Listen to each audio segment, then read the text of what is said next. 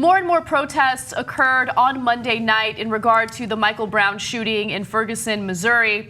This time, of course, a lot of the protesters were met with violence from the police officials that were trying to disperse the crowd. Now, the police officials did release a statement. According to the Associated Press, they say that the crowd threw rocks at police and gunfire came from the crowd. He says officials used tear gas and were shot by beanbag rounds. So they're saying, hey, you know what? The crowd got violent. We needed to do something to kind of deal with them. However, an Associated Press photographer said police were telling people to go home, but authorities had blocked exit streets off. Between 200 and 300 police officers came out in full force Monday, armed with tear gas, dogs, and tanks to combat the protesters, who were joined this morning by the hacker activist group Anonymous, and that's according to Gawker. And Samantha Broomfield, who was a protester there, says the following: "I'm down here at the protest and they start throwing tear gas and shooting rubber bullets at all the protesters, telling us to go home. And we live here. We need to go home. We live here. We're looking for justice. Where's the justice for this boy's death?" And another really fascinating element to this is the fact that local media were told that they needed to leave. They weren't allowed to cover it. And a lot of them did release statements about how police said, hey, you can't film here, you can't do any reporting here, you need to go home, which of course is a violation of freedom of the press. So one of the things she said in the middle there was they need to go home. And the reason she says that is because most of the cops are from outside the community. 70% of the city is African American. It's actually among the 10 most segregated cities in the country, right? But most of the cops are white and they don't live there. So she's saying, look, I don't know what you're telling us to go home. The exits are blocked off and we live here. My home is right here. Why don't you go home? And so it's an interesting perspective and one of the things that's causing the issues here. And if you were on the right side of this, you wouldn't really want to block the media, right? You'd want them to come in and take the pictures of the looters and whoever else and say, we had to do something, right? I mean, come on, what the hell were we supposed to? And by the way, when you do have looters and you do have riots, it's a really tough situation for the cops to be in. So, but the reason you don't want the media there is if you're going to do the questionable stuff.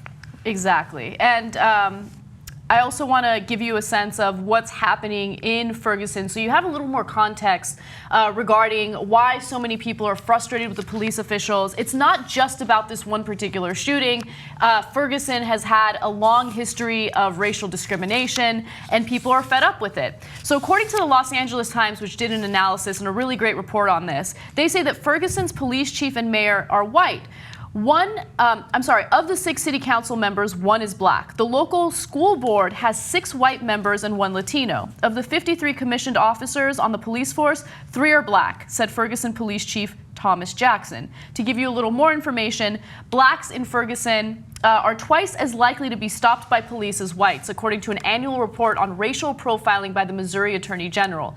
Last year, 93% of arrests following car stops in Ferguson were of blacks. 92% of searches and 80% of car stops involved blacks.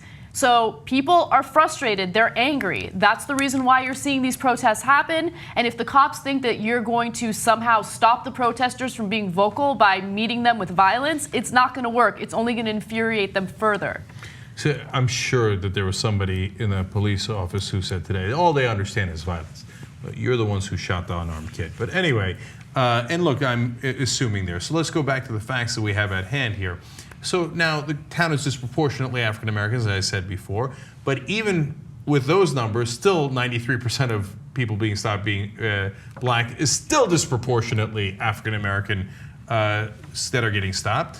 And when you see that the number is out of 53 guys in the police force, only 3 of them are black, 50 of them are white, well, you begin to sense an issue there.